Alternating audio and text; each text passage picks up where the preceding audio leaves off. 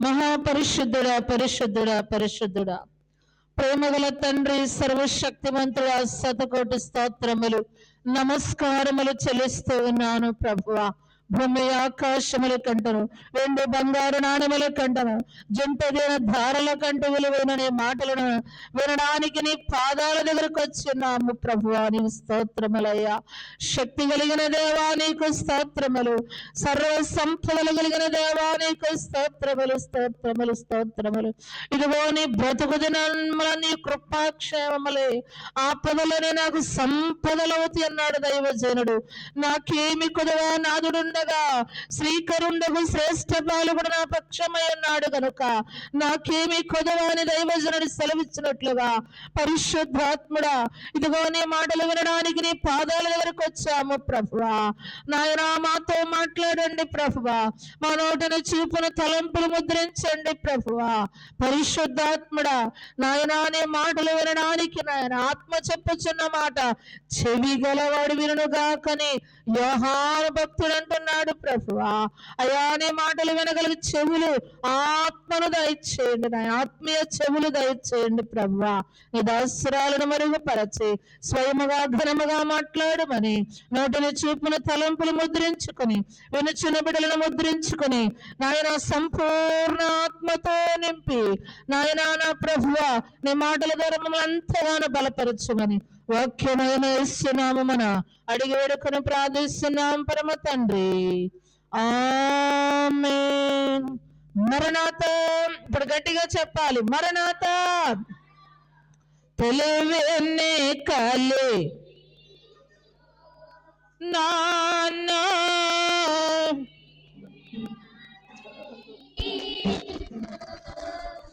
తెలివిని కలిగించు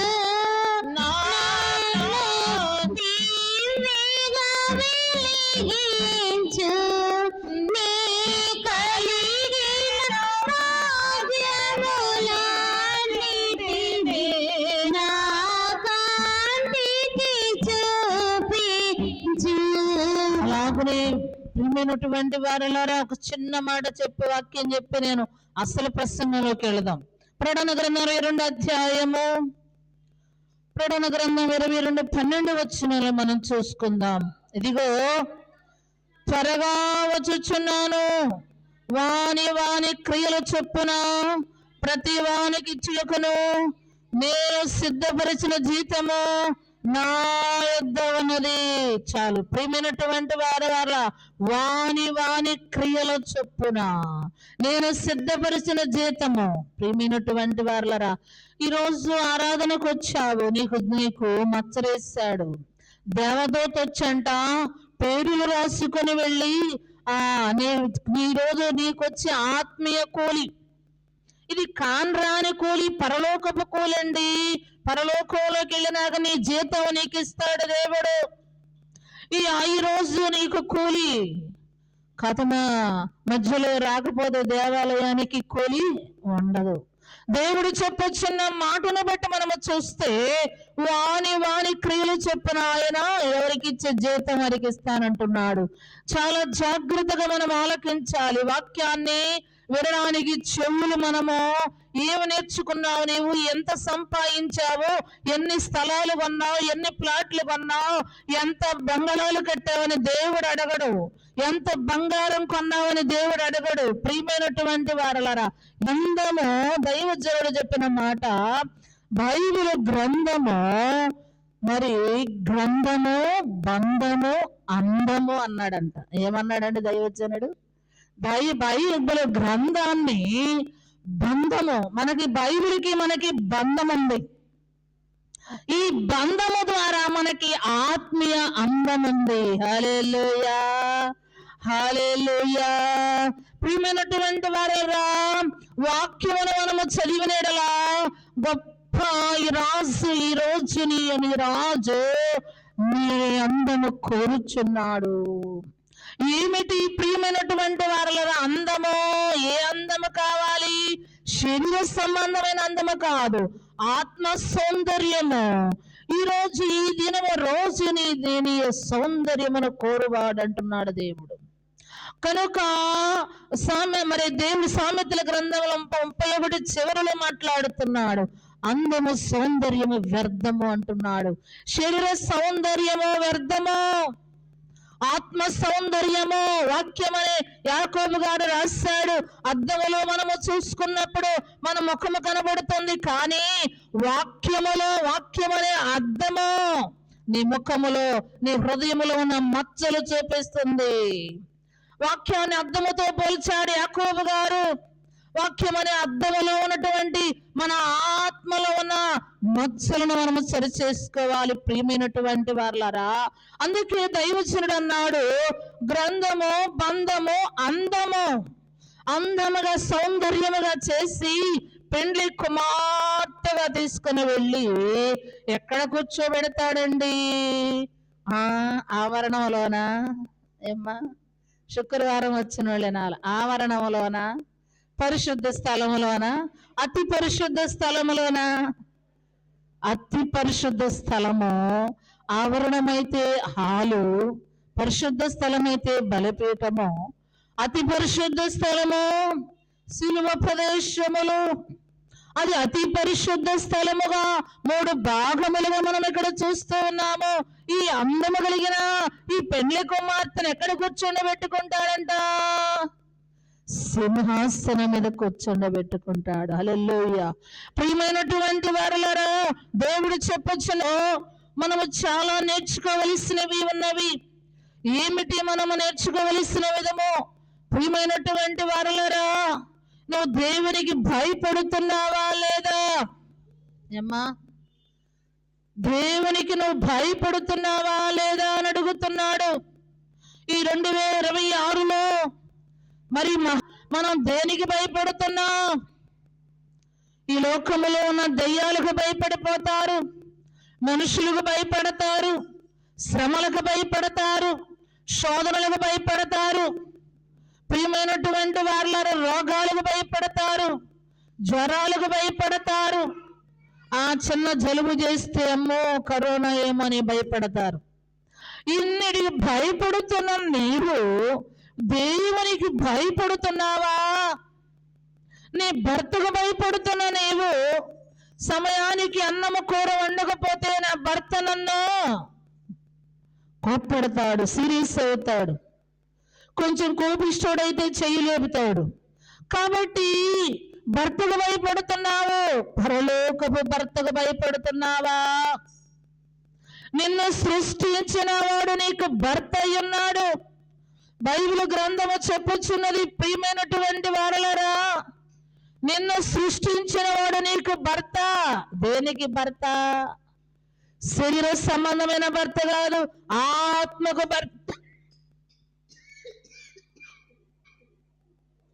నువ్వు ఎటు వెళుతుంటే అటు నీ ఆపదల్లో కాపాడే భర్త, పోషించే భర్త, కాపాడే భర్త, ఆశీర్వదించే భర్త, నీ కన్నీరు తుడిసే భర్త, నీ బాధల్లో తోడై ఉండేది. నీ ఫ్రెండ్స్ తోడై ఉండరు, నీ బాధల్లో వచ్చేది నీ చుట్టాలు బంధువులు రారు వచ్చి నీ బాధల్లో లాస్ట్కి యోబు గారి బాధలో భార్య కూడా దగ్గర లేదు. చూసారా, ఎవరు మనకు దగ్గరుండరు. భార్య కూడా దూషించిందంట యోబుని. ప్రియమైనటువంటి వారలారా, చాలా ఎవరు మనకు దగ్గర ఉండేది ఎవరు? బాధను పంచుకునేది ఎవరు? మనలను భయములను విడిపించేది ఎవరు? సర్వశక్తి గల దేవుడు. నీ కోసము నా కోసమే లోకానికి వచ్చి ప్రాణ త్యాగము చేసిన దేవుడు.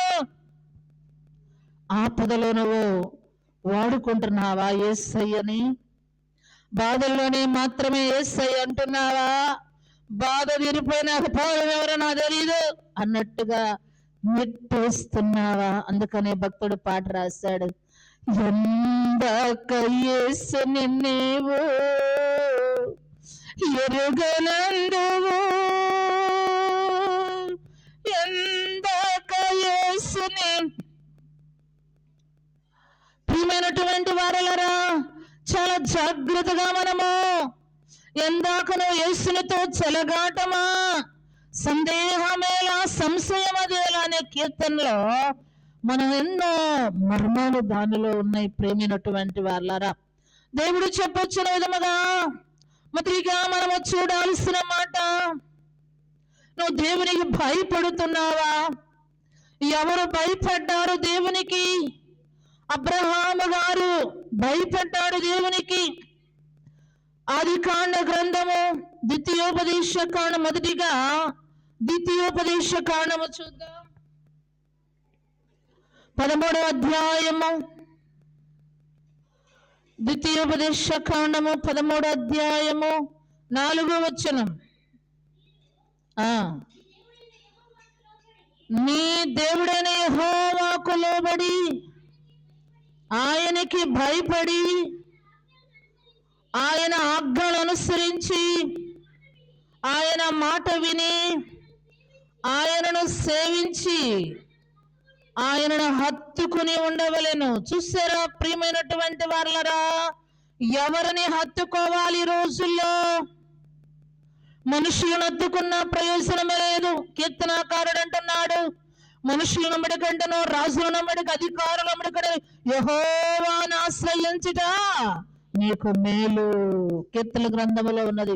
దేవుడు మాట్లాడుతున్న మాటను బట్టి, ఇదిగో నీ దేవుడైన యెహోవా ఆజ్ఞలు అనుసరించాలి, నీవు ఆయనకు భయపడాలి, ఆయనను హత్తుకోవాలి. హల్లెలూయా, హల్లెలూయా. ప్రియమైనటువంటి వారలారా, కీర్తనాకారుడు 2వ అధ్యాయములో కూడా చక్కని మాటలు రాశాడు. చూడండి, కీర్తనాకారుడు 10వ అధ్యాయం 2:10. కాబట్టి భూపతులారా బోధనందుడి, భయభక్తులు కలిగి యెహోవాను సేవించుడి, గడగడ వణుకుచు సంతోషించుడి. చాలు. ప్రియమైనటువంటి వారలారా, దేవుని మనము మరి ఆయన సన్నిధికి వచ్చిన మనం భయభక్తులు కలిగి యెహోవాను సేవించాలంట. గడగడ వణుకుచు ఆయనను మనము సంతోషించాలి. దైవ సన్నిధికి వచ్చిన మనతో దేవుడు మాట్లాడుతున్నాడు. ఆదికాండ గ్రంథం 22వ అధ్యాయం 12వ వచనం. అబ్రహాము గారు దేవునికి ఎలా భయపడ్డాడో ఒకసారి చూద్దాం. 22వ అధ్యాయము 12వ వచనం. అప్పుడు ఆయన ఆ చిన్నవాని మీద అతనినేమీ చేయకుము, నీకు ఒక్కడయున్న నీ కుమారుని నాకియ్య, వెనుతీయలేదు గనుక నీవు దేవునికి భయపడవాడవని ఇందువలన నాకు కనబడినది నన్ను. అప్పుడు చాలు. ప్రియమైనటువంటి వారలారా, దేవుడు చెప్పుచున్న మాటను బట్టి మనము చూస్తే, దేవుడు అంటున్నాడు, అబ్రహాము గారికి ఎన్ని సంవత్సరాల కుమారుని ఇచ్చాడమ్మా? ఎన్ని సంవత్సరాలకు ఇచ్చాడు? 100 సంవత్సరాలకి. పిల్లలు ఉన్నారు 100 సంవత్సరాల దాకా. పెళ్ళైన 2 నెలలకే, 3 నెలలకే, 5 నెలలకే గర్భిణీలు రాకపోతే నాకు రాలేదు, గర్భిణీ రాలేదు, మా కాళ్ళ గర్భిణీ రాలేదని ఎంతో మంది నాకు ఫోన్లు చేస్తా ఉంటారు. 100 సంవత్సరాలు ఎదురు చూశాడంటే అబ్రహాము గారు. దేవుడు ఇస్తానని చెప్పిన తర్వాత 100 సంవత్సరాలు. సారమ్మ గారికి ఎన్ని సంవత్సరాలు? 90 సంవత్సరాలకు ఇచ్చాడంట. ప్రియమైనటువంటి వారలారా, ఇచ్చిన కుమారుడు 100 సంవత్సరాలకి దేవుడు ఇస్తే వారసుని అబ్రహాము గారు రోజు దేవునితో మాట్లాడేవాడు. సింధూర వనములోకి వెళ్ళి గుడారము వేసుకొని ప్రార్థన చేస్తూ సన్నిధిలో గడిపే అబ్రహాము గారు ఇప్పుడు ఎక్కడ గడుపుతున్నాడు? కొడుకును మురుసుకుంటూ ఇంటిలోనే గడుపుతున్నాడు. కొడుకుతో సమయాన్ని గడుపుతున్నాడు. కొడుకుతోనే కాలక్షేపం చేస్తున్నాగా దేవుడు చిన్న పరీక్ష పెట్టాడు. చిన్న పరీక్ష కాదండి, అది పెద్ద పరీక్ష. పెద్ద పరీక్ష అని అంటారా? పెద్ద పరీక్షే. ఏమన్నాడు? నీ ఒక్కగానొక కుమారుణ్ణి నాకు బలిగా ఇవ్వు అన్నాడు. ప్రియమైనటువంటి వారలరా, అడిగి అడగక తలికే వెంటనే తన భార్యకు చెప్పలేదు. భార్యకి చెప్తే తట్టుకుంటుందా? తట్టుకోదని చెప్పేసి ఆ యొక్క కుమారుని తీసుకున్నాడు. ఆ పర్వతం మీదకి వెళ్ళాడు. ఆ కట్టెలు పేర్చాడు, 2 చేతులు కట్టి వేశాడు. నాన్నగారు ఏంటి ఇదిగో అన్ని సిద్ధము చేశావు, కానీ గొర్రె పిల్ల ఏది అంటే, దేవుడే చూసుకున్నాడయ్యా గొర్రె పిల్లని అన్నాడు. వెంటనే కుమారుణ్ణి పడుకోబెట్టాడు. ప్రియమైనటువంటి వారలరా, నిప్పు వంటి పోయేసరికి ఏమైపోయిందంట, ఆగు నా కుమారుడా ఆగు, నువ్వు దేవునికి భయపడేవాడవు. హల్లెలూయా, హల్లెలూయా. ఏమంటున్నాడండి ఆ చిన్న మరి అతనికి, నీ కుమారు నాకు వినదీయక నీవు దేవునికి భయపడ్డావని నాకు తెలుసు. ఒక గ్రామములో ఒక పేద విధవరాలుంది. భర్త చనిపోయాడు. 2 బిడ్డలని పోషించుకుంటూ ఉంది. ఆ యొక్క సముద్రము దగ్గర ఆమె కాలక్షేపము చేస్తూ, ఆ యొక్క సముద్రము దగ్గర ఆమె ఒక జిగురును తయారు చేసి, సముద్రము ఆ పడవలకు, ఆ ఇరిగిపోయిన పేర్లకు, ఇరిగిపోతున్నటువంటి వాటికి ఆ జిగురు తయారు చేసి ఆ పడవలకు అతికిస్తే పడవలోకి నీళ్లు రాకుండా ఉంటాయని ఆ యొక్క జిగురును తయారు చేసి రోజు కూడా ఒక 100 రూపాయలు సంపాదించుకుంటుంది ఈ యొక్క తల్లి బిడ్డలను పోషించుకోవడానికి. అయితే ప్రియమైనటువంటి వారలరా, ఈమె రోజు అమ్ముకుంటుంది, మరి రోజు పిల్లలని పోషించుకుంటుంది. ఒక రోజు జిగురు ముద్ద కోసం ఎవ్వరూ రాలేదండి. ఎవ్వరు తీసుకెళ్ళడానికి, కొనడానికి ఎవరు కూడా పడవలో వాళ్ళు రాలేదు. అప్పుడు ఆ జిగురు ముద్ద అలాగే పట్టుకొని నిలబడితే ఆ కాకి వచ్చి ఆ జిగురు ముద్ద తన్నుకొని వెళ్ళిపోయింది. ఆ ముద్దను తీసుకొని వెళ్ళిపోయింది. బాగా ఆలకించాలి. ఆ జిగురు ముద్ద తీసుకొని వెళ్ళిపోయింది. వెళ్ళిపోగానే, అయ్యో ఈరోజు నాకు పోషణ లేదే, నా బిడ్డలకి నేనేం పెట్టుకోవాలి, నా బిడ్డలు ఎలా ఈరోజు పస్తు పడుకుంటారే, ఏంటి దేవా అని చెప్పి ప్రార్థన చేసుకుంటూ ఉందంట తల్లి. అయితే ప్రార్థన చేసుకొని, దేవాలయంకి వెళ్ళి ప్రార్థన చేసుకొని దైవజనుడు వచ్చాడంట. ఏంటమ్మా నీ సమస్య అంటే, అయ్యా ఈరోజు నా బిడ్డలకు పోషణ చేసుకోవడానికి ఏమీ లేవు, నా చేతిలో జిగురు ముద్ద తీసుకుని వెళ్ళిపోయింది, కాకు తీసుకుని వెళ్ళిపోయిందని చెబుతూనే ఉందంట.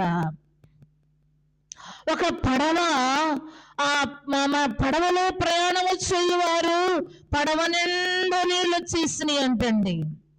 అప్పుడు అయ్యో మా ప్రాణాలు మరి ఈ సముద్రంలో కలిసిపోతున్నాయి ప్రభువా ప్రభువా అని కేకలేస్తుంటే, కాకంట ఆ జిగురు ముద్ద తీసుకువెళ్ళి పడవలో వదిలేసిందంటండి. ఆ పడవలో వదిలేసిన ముద్దని ఆ పడవ నాయకుడు వెంటనే ఆ రంధ్రానికి ఈ జిగురు పూసేశాడు. ఆ పడవలో నీళ్లు రాగవటం ఆగిపోయినాయి. హల్లెలూయా. వారి ప్రాణాలు గుప్పెడలో పెట్టుకున్నటువంటి, ఇంకేముంది పడవ నిండిపోయింది, ఇక మా ప్రాణాలు ఈ సముద్రంలో కలిసిపోతున్నాయని భయపడిపోతుండగా, పడవలో వాళ్ళందరూ ప్రార్థన చేస్తూ ఉండగా ఈ కాకి తీసుకుని వెళ్ళి పడవలో వేసేసిందంటనే ఆ ముద్దని. అప్పుడు వాళ్ళు అనుకున్నారంట, ప్రభువా మేము క్షేమముగా ఒడ్డుకు చేరితే 10,000 రూపాయలు నాయనా మేము కానుక చెల్లించుకుంటామయ్యా అని వాళ్ళు మొక్కుకున్నారంట. ఏం మొక్కుకున్నారు? 10,000 రూపాయలు మేము కానుకేసుకుంటాం, మమ్మల్ని క్షేమంగా చేర్చని మొక్కుకుంటే ఆ ఒడ్డుకి క్షేమముగా వచ్చారు. ఒక చర్చి దగ్గరికి వెళ్ళారు. ఆ పాస్టర్ గారికి జరిగిందంతా కూడా వాళ్ళు చాలా టెన్షన్తో వెళ్ళి, ఏంటయ్యా అంటే, అయ్యా మా ప్రాణాలు గుప్పిటిలో పెట్టుకున్నామేమో, దేవుడు మా పట్ల ఎంతో గొప్ప మేలు చేశాడు. ఒక కాకి వచ్చింది, ఆ జిగురు ముద్ద వేసింది, ఆ యొక్క పడవ అడుగున రంధ్రానికి పూసాము, నీళ్ళు ఆగిపోయి. ఇదిగో మమ్మల్ని కాపాడితే 10,000 రూపాయలు సమర్పించుకుంటామని మేము మొక్కుబడి చేసుకున్నామయ్యా. ఇదిగో ఈ కానుకను సమర్పించుకోవడానికి వచ్చాము. వెంటనే అమ్మా, నీ కష్టమాడికి ఇవ్వలేదమ్మా, కాకెత్తుకుపోయిందని ఏడుస్తున్నావే. ఇదిగో దేవుడు అడిగిన వాటికంటను ఊహించిన వాటికంటను అత్యధికముగా దేవుడు నీకు సహాయం చేశాడు.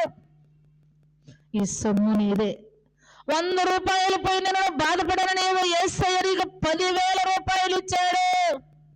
హల్లెలూయా, హల్లెలూయా. నమ్ముట నీ వలనైతే నమ్మవారికి సమస్తము సాధ్యమే. దేవునికి భయపడాలి. ఆమె తిట్టుకుందా? ఈ ఆడ దొరికింది, ఈ సైతానాలు ఈ కాయకి, నా పొట్ట మన పట్టణ నా బిడ్డలు నా కుటుంబాన్ని ఇటు చేసిందని చెప్పేసి ఆమె తిట్టుకోలేదు. కానీ ప్రార్థన చేసుకుంది, యాజకుల దగ్గరికి వెళ్ళి తన కష్టాన్ని చెప్పుకుంది. దేవుడు మహాద్భుతముగా మరి అందుకనే అంటాడు దేవుడు, గుప్పిలి ఇప్పితేనంట ఆయన దోషులతో పోతాడంట మనకి కదా. 100 రూపాయలాడా, 10,000 రూపాయలాడా? 10,000 రూపాయలు తీసుకొని వెళ్ళింది ఆ తల్లి. ప్రియమైనటువంటి వారులారా, చాలా మనము దేవునికి భయపడే వారిగా ఉండాలి. శ్రమ వచ్చిందని మనం దేవుని తిట్టకూడదు, శ్రమ వచ్చిందని మనము ఆయాసపడకూడదు, శ్రమ వచ్చిందని మనము మరి కోపగించుకోకూడదు, శ్రమ వచ్చిందని మనం నిష్ఠూరంగా ఉండకూడదు. ఎలాగుండాలా? దేవదాసయ్య గారు, శ్రమ శ్రమ వచ్చావా, తెచ్చిందేదో మిఠాయి పట్ల ఇచ్చేళ్ళు అని అయ్యగారు అన్నారంటండి. ప్రియమైనటువంటి వాళ్ళరా, శ్రమలోనంట దేవదాసయ్య గారు గజ్జలు కట్టుకుని, కాళ్ళ గజ్జలు కట్టుకుని నాట్యము చేసేవారంట. ప్రియమైనటువంటి వాళ్ళరా, మరి దేవునికి నువ్వు భయపడుతున్నావా? లోక సంబంధమైన వాడికి భయపడుతున్నావా? మత్తయి సువార్త మనం చూసిన వారమైతే చూడండి, ఇందాక మన వాక్య పఠనంలో చదివినట్లుగా ఏమని మాట్లాడుతున్నారు? ఆత్మను చంపనేరక దేహమును చంపవానికి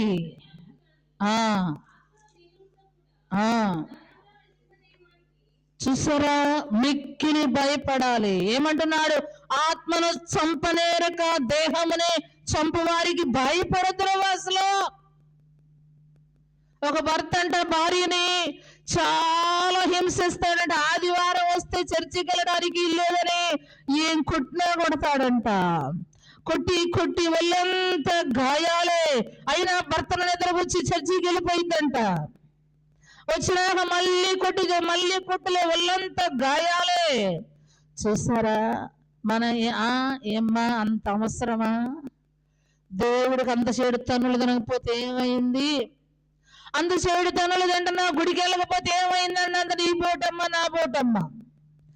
ఈ మందంట, ప్రియమైనటువంటి వారులరా, నా ప్రాణం పోయినా సరే నేను ఆదివారము దేవుని సన్నిధికి వెళ్ళాల్సిందే. ప్రియమైనటువంటి వారులరా, చాలా జాగ్రత్తగా మనం ఆలకించాలి. దేవుని భయము కావాలి మనకి. దేవదాసయ్య గారు చెప్పినట్లుగా, భయపడరాదే క్రీస్తు విశ్వాసే, భయపడ 75వ కీర్తన, భయపడరాదే క్రీస్తు విశ్వాసే, భయపడి దిగులు పడరాదు సుమే, భయపడే భయబెలనాందులా నయనభువాగా నందులు గలవు, భయపడకుడని పడుదురు నీకు, భయపడకుడు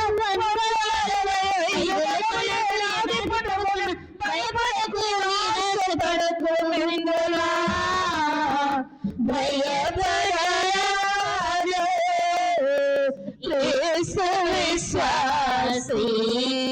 ప్రియమైనటువంటి వారులారా, భయపడరాదనే మాట 360 సార్లు ఉందంటండి బైబిల్లో. చూసారా, అయ్యగారు రాశారు 360 సార్లు. నీ ఆత్మను నరకములో వేసేవారికి, నీ ఆత్మను అగ్నిలో వేసేవారికి భయపడాలి దేవుడికి. నీ దేహాన్ని బాధ పెట్టేవారికి ఏమాత్రం భయపడాల్సిన అవసరం లేదు. ప్రియమైనటువంటి వారలరా, మరి 2వ మాటను బట్టి మనము చూస్తే, అబ్రహాము దేవుడికి భయపడి తన బిడ్డను ఒక్కగానొక్క బిడ్డను దేవుడికి ఇయడానికి కూడా వెనక్కాడలేదంట. అబ్రహాము ఆగు ఆగు, నీ ఒక్కగానొక్క కుమారు నాకు ఇయడానికి వెనకాడలేదు గనక ఇదిగో అక్కడ పొదలలో చిక్కుకొని ఉంది గొర్రె పిల్లను బలివు. ఆమేన్, హల్లెలూయా. కీర్తనకారుడు అంటాడు 51వ దావీదు కీర్తనలో, ఆయన బలిని కోరేవాడు కాదు, కోరిన ఎడలా నేను బలైపోతాను దేవుడి కోసం. కానీ నా దేవుడు బలిని కోరేవాడు కాదు. విరిగి నలిగిన హృదయము దేవునికి ఇష్టమైన బలి. ప్రార్థనలోని హృదయం నలిగిపోతుందా, ఇరిగిపోతుందా, కన్నీరు కారుతుందా? కన్నీరు కారుస్తున్నావా? బాధల్లోనేనా కన్నీరు కార్చేది? శ్రమ వస్తేనేనా కన్నీరు కార్చేది? ప్రతి దినము కూడా పావురం ఏం చేస్తుందండి? పావురం ఏం చేస్తుంది? మూలుగుతూనే ఉంటదంట. మనము కూడా దైవ సన్నిధిలో నిత్యము మూలిగే వారిగా ఉండాలి. నిత్యము దేవుని స్తుతించే వారిగా ఉండాలి. మూలుగుతూనే ఉండాలి. ఆయన పాదాలు పట్టుకుని మూలగాలి. ప్రియమైనటువంటి వారలారా, దేవుడు చెప్పొచ్చున్న మాట 2వదిగా యోషోబు దేవునికి భయపడ్డాడని వాక్యము చెప్పొచ్చున్నది. ఆదికాండ గ్రంథము 39 ఆదికాండ గ్రంథము ఆ ఆ ఆ 23 చదువమ్మా. యెహోవా అతనికి తోడై ఉండెను గనుక ఆ ఆ ఆ ఆ ఆ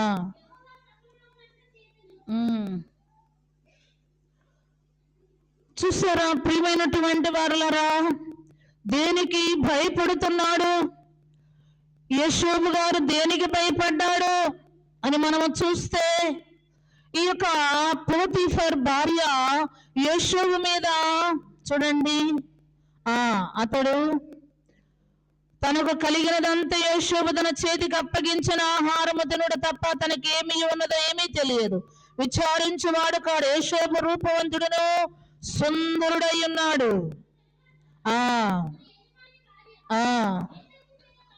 కన్ను వేసి తనతో శయనించమని చెప్పాను. అయితే అతడు ఒప్పక, నా యజమానుడు తనకు కలిగినదంతయు నా చేతికి అప్పగించను కదా, నా వశమున తన ఇంటిలో ఉన్న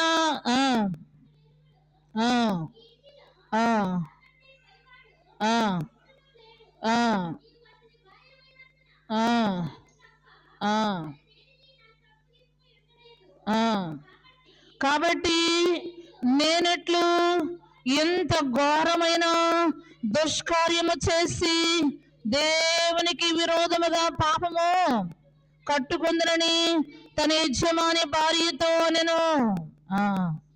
చాలు ప్రియమైనటువంటి వారలారా, గమనిస్తున్నారా? మరి దేనికి భయపడ్డాడు? యజమాని భార్య యోషోబు మీద కన్ను వేసినప్పుడు, యోషోబు ఇదిగో సమస్తము ఆయన మీద అన్నిటి మీద నాకు అధికారం ఇచ్చాడు, కానీ నీ మీద నాకు అధికారము ఇయ్యలేదు అని. ప్రియమైనటువంటి వారలారా, ఎంత గొప్ప పాపము చేసి నేను ఎలాగా ఈ పాపముని దుష్కార్యము చేసి దేవునికి విరోధిగా నేను విరోధముగా నేను పాపము చేయను. దేవునికి భయపడ్డాడు. ప్రియమైనటువంటి వారలారా, పాపానికి పారిపోయాడా? పారిపోలేదా? పాపానికి పారిపోయాడు. ఈ రోజుల్లో మనం చూసిన వారమైతే అవకాశం ఉంటే ఎంతమంది ప్రియమైనటువంటి వారలరా, యోషోబు అవకాశం వచ్చినా ఏం చేశాడు? దేవునికి భయపడ్డాడు. హల్లెలూయా, హల్లెలూయా. బైబిల్ గ్రంథము చెప్పుచున్నది, దేవుడు నీకు ఇచ్చిన ఎముకని ప్రక్కగా చేర్చాడు. ఆ ఎముకని ప్రక్కనని భార్యతోనే నువ్వు సుఖించు అంటున్నాడు. ప్రియమైనటువంటి వారలారా, నీ భార్య అది సంసారము. ప్రియమైనటువంటి వారల బయటను ఆశిస్తుంది వ్యభిచారము అన్నాడు. వ్యభిచారానికి యోషోబు గారు ఏమయ్యాడు? పారిపోయాడు, దేవునికి భయపడ్డాడు. ఈ రోజున దేవునికి భయపడాలి ప్రతి విషయంలో కూడా. దేవుని భయము కీర్తనకారుడు చెప్పుచున్నాడు. చూడండి ప్రియమైనటువంటి వారలరా, చక్కని మాట, నాకు ఇష్టమైన మాట. ఏం మాట్లాడుతున్నాడు? చూడండి 19వ అధ్యాయము 9వ వచనము. 19:9. యెహోవా యందైన భయము పవిత్రమైనది, అది నిత్యము నిలుచును. చాలు. ప్రియమైనటువంటి వారలారా, పిల్లలైన వారు స్కూల్కి వెళ్ళినప్పుడు టీచర్కి భయపడాలి. ఆఫీస్కి వెళ్ళే వాళ్ళు యజమానులకు భయపడాలి. యజమానికి పొలానికి వెళ్ళేవాడు పొలము మరి ఆయన వ్యవసాయకుడికి భయపడతాడు. ఆఫీస్కి వెళ్ళే వాళ్ళు వాళ్ళ యజమానులకు భయపడతారు. స్కూల్కి వెళ్ళే వాళ్ళు వాళ్ళ టీచర్స్కి భయపడతారు. ఎందుకంటే ప్రియమైనటువంటి వారలారా, దేవుడు చెప్పొచ్చిన మాట, అన్నిటికీ భయపడుతున్నావు కానీ దేవునికి భయపడుతున్నావా? దేవుడు నిన్ను సృష్టించాడు. సర్వ సృష్టిని, భూమి ఆకాశములను కలుగు చేశాడు. సమస్తమును సృష్టించిన దేవునికి నువ్వు భయపడుతున్నావా? ప్రియమైనటువంటి వారలారా, చాలా జాగ్రత్తగా మనం ఆలకించాలి. దేవుని భయము పవిత్రమైనది. తల్లిదండ్రులకు భయపడతారు పిల్లలు. కొంతమంది తల్లిదండ్రులకు భయపడకపోతే వాళ్ళు ఏమైపోతారు? పాడైపోతారు. అలాగే మరి వాళ్ళు భయపడ్డారనుకో మంచి జ్ఞానముతో పెరుగుతారు. తల్లిదండ్రులకు ఎదురు తిరిగి తల్లిదండ్రులు లోపడకుండా దేవునికి భయపడకుండా ఉంటే వాళ్ళు చాలా మరి ప్రియమైనటువంటి వారుల తల్లిదండ్రులకు క్షోభ పెట్టిన వారు అవుతారు. దేవుడు చెప్పొచ్చున్న మాటను బట్టి వాక్యం అంటుంది, ఇదిగో నువ్వు తల్లిని నీ తండ్రిని 10 ఆజ్ఞలలో ఒక ఆజ్ఞ, నీ తల్లిని నీ తండ్రిని సన్మానించు, అప్పుడు భూమి మీద నువ్వు దీర్ఘాయుష్మంతుడు అవుతావు అన్నాడా? నువ్వు దీర్ఘాయుష్మంతుడు అవ్వాలంటే నీ తల్లిని నీ తండ్రిని సన్మానించాలి. దేవుని భయము కలిగి ఉండాలి. దేవుని భయం లేకపోతే నువ్వు పవిత్రముగా ఉండలేవు, పరిశుద్ధముగా ఉండలేవు, పరలోక రాజ్యానికి నువ్వు చేరలేవు. బుద్ధి కలిగిన కన్యకలంట 10 మంది, బుద్ధి లేని వారు 5, బుద్ధి కలిగిన వారు 5. ఈ 5 దేవునికి భయపడ్డారని బైబిల్ గ్రంథం చెబుతున్నది. అదిగో పెండ్లి కుమారుడు వస్తున్నాడని వాళ్ళు దేవుని భయం కలిగి దివిటీలు ఆరిపోకుండా ఎదురు చూస్తూనే ఉన్నారు. దేవుని భయపడే వారు దివిటీలు ఆరిపోయినాయి. వారు ఆరిపోయిన దీపాలు ఇంకా పెండ్లి కుమారుడు రాడులే ఎలదంపలని వెనక్కి వెళ్ళిపోయారు. ప్రియమైనటువంటి వారలారా, ఈలోపు పెండ్లి కుమారుడు రానే వచ్చాడు. దేవునికి భయపడినటువంటి పెండ్లి కుమారు, ఈ యొక్క బుద్ధి కలిగిన కన్యకలు పరలోక రాజ్యానికి వెళ్ళిపోయారు. దేవుని భయం కలిగి ఉండాలి. దేవుడు చెప్పొచ్చున్న మాటను బట్టి మనము చూస్తే మంత్రసానులు భయపడ్డారు దేవునికి. నిర్గమాకాండము 1వ అధ్యాయము 17-21 మనం చూస్తే మంత్రసానులు కూడా దేవునికి భయపడినట్లుగా మనం చూస్తూ ఉన్నాము. చదువు.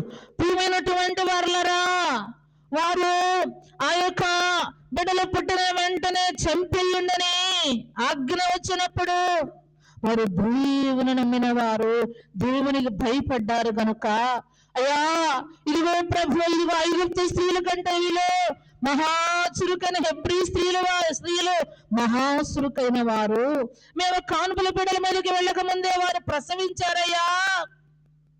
వారు హెబ్రీ ఐగుప్తు స్త్రీలు వంటి వారు కాదు, వారు మహాసురుకైన వారని సాక్ష్యం ఇచ్చారు. ప్రియమైనటువంటి వారలారా, దేవునికి భయపడే వారిగా ఉండాలి. ప్రతి విషయంలో భయపడాలి దేవునికి. నువ్వు నోరు తెరవాలంటే భయపడాలి, ఏ పని చేయాలన్నా భయపడాలి. దేవుని భయము పవిత్రమైనది. మరి విస్తారమైన మాటల్లో దోషముండక మానదని వాక్యం చెప్పుచున్నది. మనం మాట్లాడే మాటల్లో దోషం ఉంటదేమో, మన మాటలు, మన చూపులు, మన ప్రవర్తనలో దోషం ఉందేమో పరీక్షించుకోవాలి. ప్రియమైనటువంటి వారలారా, ఈ రోజున దేవుడు మాట్లాడిన మొదటి సమూయేలు గ్రంథము 17వ అధ్యాయము, దావీదు దేవునికి భయపడినట్లుగా మనం చూస్తూ ఉన్నాము. మొదటి సమూయేలు 17:38. ఆ ఆ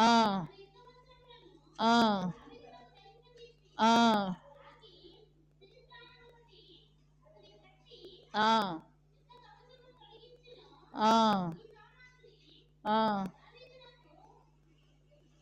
ఆ చదవమ్మా.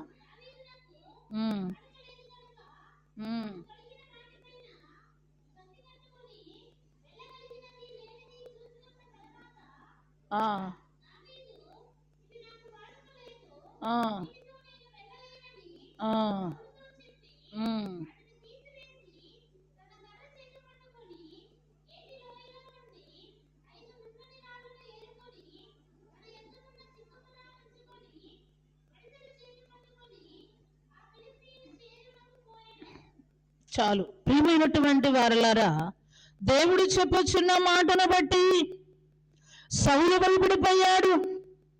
ఆ గొలియాతును ఎదుర్కొనడానికి ఫిలిస్తీయుడు ఇశ్రాయేలీలందరినీ కూడా హతమారుస్తూ ఉంటే అందరూ కూడా భయపడిపోయారు. యెషయా కుమారులు భయపడిపోయారు. యెషయా కుమారులలో ఒకడు, ఆఖరివాడు దావీదు, చిన్నవాడు. యెషయా భక్తులు సమూయేలు అంటున్నాడు, అయ్యా నీ కుమారులు ఇంకా ఉన్నారంటే, ఉన్నాడయ్యా, కడసరి వాడున్నాడు, వాడు గొర్రెలు మేపడానికి వెళ్ళాడు, అతన్ని పిలుసుకురా అన్నప్పుడు, ప్రియమైనటువంటి వారలారా, పిలుసుకుని వచ్చినప్పుడు తైలం పోసి అభిషేకము చేశాడు. అభిషేకం ఆనాటి నుండి దేవుని ఆత్మ దావీదు మీదకి నిత్యము ఆత్మతో నింపబడుతున్నాడట. అలాగనే సింహమును చీల్చాడు, ఎలుగుబండును చీల్చాడు. గొలియాతును కూడా ఒకే ఒక ఒడిసెల రాయితో పడగొట్టాడు. సౌలు అంటున్నాడు, యుద్ధానికి పోతున్నావు, నువ్వు యుద్ధ కవచాలను ధరించుకోవా? అవసరం లేదు. యుద్ధము ఎవరిది? యుద్ధము యెహోవాదే. నా పక్షాన యుద్ధము చేసేది దేవుడే. ప్రియమైనటువంటి వారలారా, మనుషులు భయపడలేదు, ఏ గొలియాతుకు భయపడలేదు, ఈ శోధనలకు భయపడలేదు. అమ్మో నేను చిన్నవాడిని కదా, అమ్మో నన్ను ఏం చేస్తాడు, 6 అడుగులున్నర ఉన్నాడు, నన్ను చంపేస్తాడని భయపడలేదు. శోధనకి ఎదురెళ్ళాడు గాని వెనక్కెళ్ళలా. నీటిలో ఉన్న చేప, సముద్రంలో ఉన్న చేప ఏం చేస్తుంది? అలలకి ఎదురెళ్ళిద్ది అనగాదా? అలాగే మనము శ్రమలలో ఉన్నప్పుడు వెనక్కపోకూడదు కానీ ఎదురెళ్ళాల్సిందే. దేవా నువ్వున్నావు నాయన, ఈ శ్రమ వచ్చిందని నీకు తెలియదా? నీకు ఖచ్చితంగా తెలుసు. శ్రమలో నన్ను విడిపించావు. నడిపిస్తాడు నా దేవుడు, శ్రమలోనైనా నన్ను విడువడు. ప్రియమైనటువంటి వారలారా, 97వ దావీదు కీర్తన, శ్రమలో నేను నీకు తోడై ఉంటాను, నిన్ను విడిపించి నిన్ను గొప్ప చేసి నా రక్షణ చూపించి నీకు దీర్ఘాయునిస్తా. లోకములో ఉన్నవారు ఏం చేస్తారు? శ్రమలకి చచ్చిపోవాలనుకుంటారు. సూసైడ్ చేసుకునే వాళ్ళు ఎంతో మంది లేరంటావా? బాధలు వచ్చినని, శ్రమలు వచ్చినని, అప్పులు ఉన్నాయని, కరువులు ఉన్నాయని, బిడ్డలు పెళ్లిళ్ళు చేయలేరని, అలాగే ఎన్నో ఎన్నో రకాలుగా సూసైడ్ చేసుకునే వాళ్ళు ఉన్నారు. ప్రియమైనటువంటి వారులరా, చాలా జాగ్రత్తగా మనం ఆలకించాలి. అలాగనే దేవుడు చెప్పొచ్చున్నమాట, దావీదు మనుషులకు భయపడలేదు కానీ దేవునికి భయపడ్డాడు గనక దేవుడే మరి గొలియాతుని జయించి ఇశ్రాయేలు ప్రజలందరినీ కూడా రక్షించాడు. ఒకే ఒక మనిషి దావీదంట గొలియాతు అంటాడు, నువ్వెంత పిల్ల కాకివి రా, ఈ రోజు నేను నీ మాంసమును కాకులు కాస్తా. ఎర్రవీగుతున్నాడు గొలియాతు. దావీదు అంటున్నాడు, నేను కాదు యుద్ధము చేసేది నా దేవుడే అని.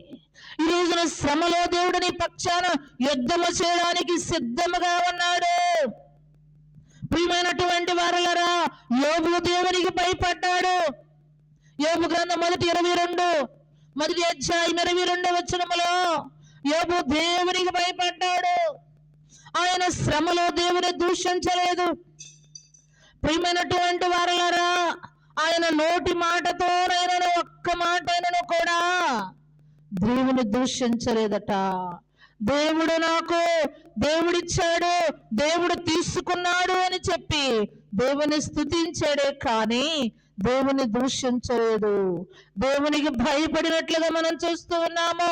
ప్రియమైనటువంటి వారలారా, ఆరోవిధిగా మనం చూస్తే షద్రక్, మెషక్, అబేద్నెగోలను ముగ్గురు కూడా దేవునికి భయపడ్డారు. ఈ ప్రతిమకును మొక్కకపోతే మిమ్మల్ని అగ్నిగుండములో వేస్తాము. ఏమ్మా, అర్థమవుతుందా? ఐగుప్తు దేశమందున ఆ భక్తులు ముగ్గురు బొమ్మకు మృక్కనందున పాటి బంధించి రాజు అగ్నిలో పడవేస్తే, పాటి బంధించి రాజు అగ్నిలో పడవే, నాలుగో వాడు దేవాలయరా, ఓ భక్తుడా పిలువలేదా? చూసారా ప్రియమైనటువంటి వారులరా, ఈ యొక్క ఊరంతా కూడా వచ్చి ఆ బొమ్మకు నమస్కారం చేస్తున్నారు, పూజలు చేస్తున్నారు, కొబ్బరికాయలు కొడుతున్నారు. ప్రియమైనటువంటి వారులరా, ఈ షద్రక్, మెషక్, అబేద్నెగోలు మాత్రము పొరపాటును కూడా పోటల్లా ఎవరైతే పూజ చేయరో, ఎవరైతే ఈ ప్రతిమకు, బంగారు ప్రతిమకు నమస్కారం చేయరో వారిని అగ్నిగుండములో వేస్తానని ఆ రాజు చెప్పినప్పుడు, ప్రియమైనటువంటి వారులరా, మా దేవుడు వచ్చి మమ్మల్ని రక్షించకపోయినా సరే మేము ఆ ప్రతిమకు నమస్కారము చెయ్యము. చూసారా తీర్మానము? మా దేవుడు మమ్మల్ని రక్షించకపోయినా సరే ఆ ప్రతిభకు నమస్కారము చెయ్యమేమని తీర్మానముతో నిలబడ్డారు. దేవునికి భయపడ్డారు. ప్రియమైనటువంటి వారులరా, వారి ప్రాణాలకు భయపడలేదు కానీ అయ్యో అగ్నిగుండములో వేస్తే మేము మాడిపోతాము. ఎంత విశ్వాసం అండి వారిది! భయము చెందకు భక్తుడా, ఈ మాయాలోకం ఛాయాలు చూచినప్పుడు. భయము చెందకు నీవు, భయము చెందకు నీవు, దిగులు చెందకు నీవు, జీవానిశయో ఉన్నాడు. ఓ భక్తుడా ప్రాణం పెట్టిన. చూసారా ప్రియమైనటువంటి వారులరా, మన కోసం ప్రాణం పెట్టిన యేసయ్యకి నా ప్రాణాలైనా వదిలేస్తా. ఆయన నన్ను విడిచిపెడతాడా? ఆయన నాలుగో వాడిగా నా దగ్గరకు వస్తాడు. మీరు వేసుకొని పర్వాలేదు అనుకుంటున్నారు. ప్రియమైనటువంటి వారులరా, ముగ్గురిని పట్టుకొని అగ్నిగుండంలో వేసినప్పుడు ఈ మాట వినగానే రాజుకి ఇంకా రౌద్రం పెరిగిపోయింది. కోపం వచ్చేసి 7 అంతలు పెంచండి అగ్నిగుండాన్ని అన్నాడు. 7 అంతల అగ్నిగుండం పెంచగానే ఈ పట్టుకొని భటులందరూ ఈ ముగ్గురును పట్టుకొని వేసిన ఈళ్ళు మాడిపోయారు కానీ అగ్నిగుండంలోకి వెళ్ళిన వాళ్ళు ఏ మాత్రం కూడా భయపడలా. రాజుగారి కళ్ళ కనబడుతుంది, ఏంట్రా బాబు మనం వేస్తుంది ముగ్గురిని కదా, నలుగురు కనబడుతున్నారేంటి?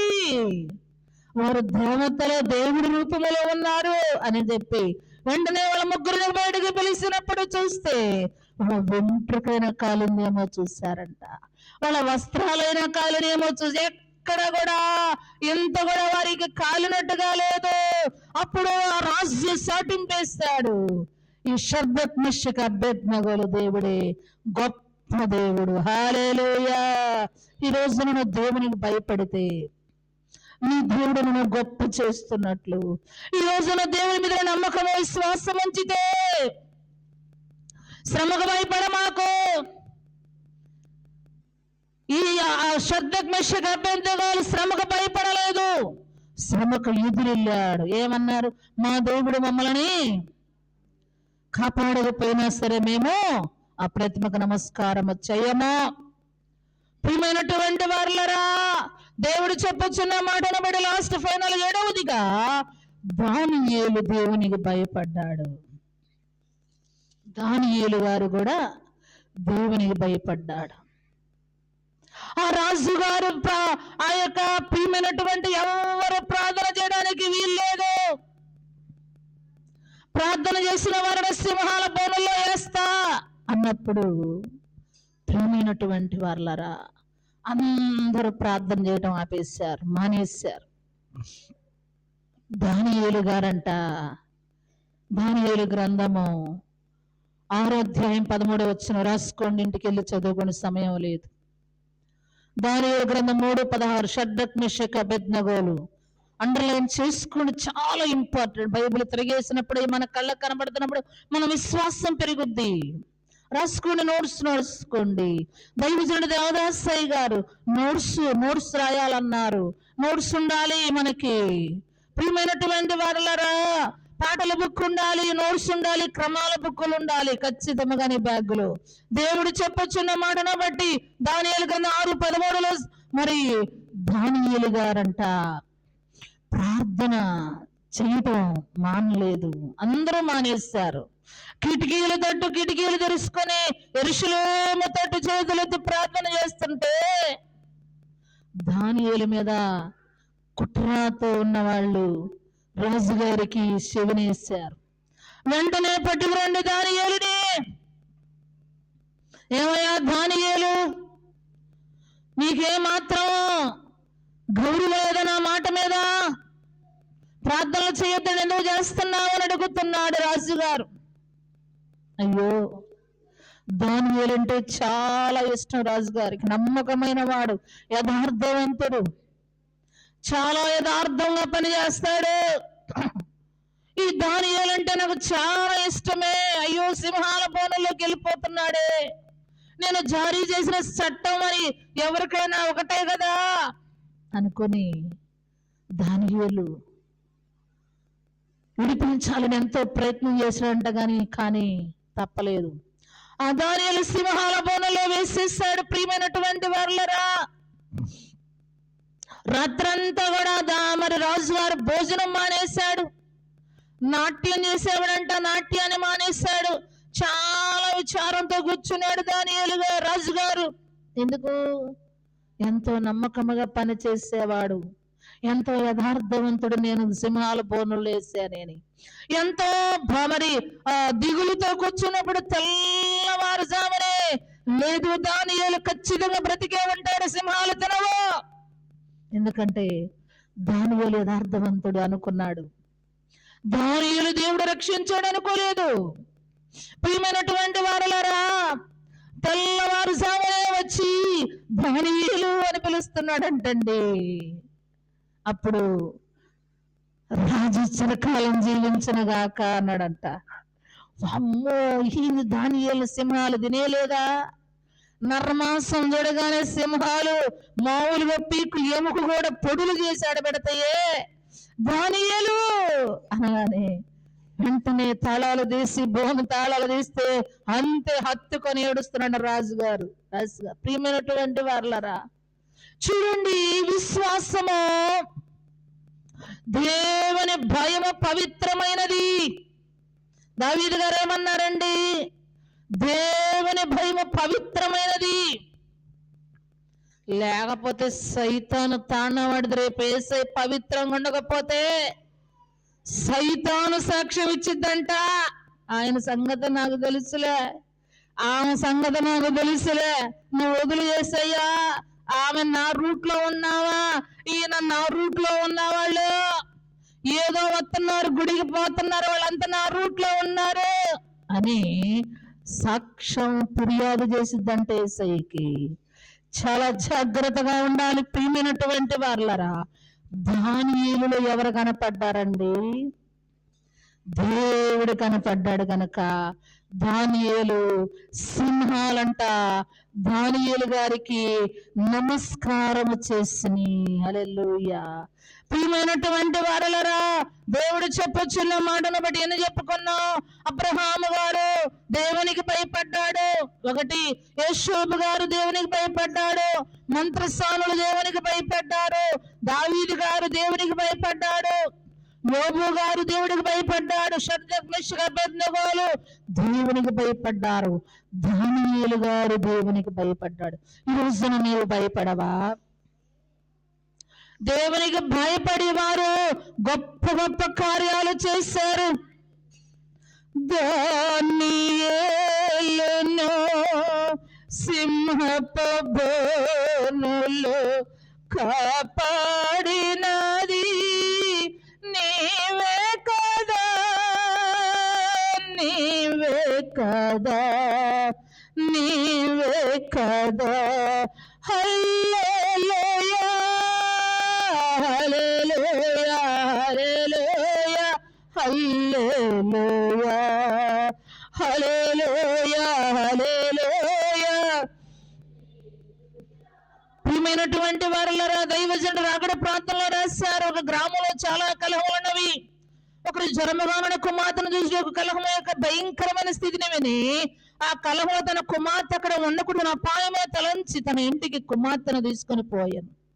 ఈ లోకము గత్తుల లోకము, వ్యాధుల లోకము, పాపలోకము, పాప ఫలితముల లోకము, అవస్థల లోకం, కలుగుల లోకము, వ్యాధుల లోకం, విష పురుగుల లోకము, నిరీక్షణలో మరణాలోకము, దయ్యముల లోకము, దయ్యములకు లోబడిన మనుషుల లోకము గనుక ప్రభు తన కుమార్తెను మోక్షమందిరం తీసుకుని శీఘ్రముగా వస్తున్నాడు. ఆయన ఈ లోకము ఏటికను భయపడద్దు. ఈ లోకము వ్యాధుల లోకం, దయ్యాల లోకం, దయ్యాలకు లోబడిన లోకం ఇది కనుక లోకములో ఉన్నవాడికి భయపడాల్సిన అవసరం లేదు. దేవునికి భయపడితే ఆయన శీఘ్రముగా వచ్చి మనల్ని తీసుకొని పోతాడంట మోక్ష మందిరానికి. ప్రియమైనటువంటి వారలారా, ఆ మోక్ష మందిరంలోనికి వెళ్ళి దైవజనుడు దేవదాసయ్య గారు చెప్పినట్లుగా రోజు సన్నిధి గదిలో ప్రియుడు ప్రియురాలు మాట్లాడుకున్నట్లుగా దేవునితో ప్రాణప్రియులతో నీవు మాట్లాడుకోవాలి. బైబిల్ మిషన్ అంతస్తు ఏంటి? దేవుడు కనబడును, దేవుడు మాట్లాడును. దైవజనుడు ఒక మాట అన్నాడు, ఏ మతమే కానీ ఏ మనిషిని కానీ దూషింపరాదు, ద్వేషింపరాదు, తెలియని దానిని దేవుడిని అడిగి తెలుసుకో. దేవుడిని అడిగే అంతస్తు మనది, కనిపెట్టే అంతస్తు, దేవుడు మాట్లాడే అంతస్తు. కనిపెడుతున్నావు. నిన్నటి దినము శుక్రవారము ఎలాగున సన్నిధి చెయ్యాలి. అసలు సరదాకైనా పరదా వేసుకుని దైవజనుడు ఎందుకన్నాడు? ఆ పరదా కింద ఏమున్నాయి? సానగా నిధి, సాధిసేస్తే నిధులు, పరలోకపు నిధులు, భూలోకపు ఆశీర్వాదాలు ఆ సన్నిధిలో ఏమున్నాయన్నారు. ఆ సన్నిధిలో కూర్చోకనే, నోరు తెరవకనే ఈ శ్రమలు. ప్రియమైనటువంటి వారులారా, నోరు తెరవకనే కరువు. దైవ సన్నిధిలో నువ్వు మోకరిస్తే కీర్తనకారుడు చెప్పినట్లుగా నా సన్నిధిలో నిత్య సుఖములు కలవు, నీకు సంపూర్ణ సంతోషము కలదన్నాడు. ఏమన్నాడండి? ఆయన సన్నిధిలో నిత్య సుఖములు ఉన్నాయంట వారు. అలాగున బైబిల్ మిషన్లోకి వచ్చిన వారు భాగ్యవంతులే అన్నారు దైవజనులు. కనుక ఈ భాగ్యాలను అందుకోవాలి అంటే దేవుని భయము కలిగినేవండు, దేవుని భయము కలిగినేవండు. దేవాలోకము నుండి ధన్యవాయువులు కొన్ని దైవా జనని గదిని దర్శింపవచ్చే దైవ జనుడది చూడగా ధవళక్షరముల ముద్రయని బాహటముగను చదివే బైబిల్ మిషన్ యొక్క భవ్య చరితను వినరు భారతీయ యారా భయభక్తులతో. దేవచనుడు భయభక్తులతో మనం వినాలని దేవచనుడు కూడా చెప్పాడు. గనుక అట్టి ధన్యత భాగ్యము మనెల్లరకు దయచేయును గాక.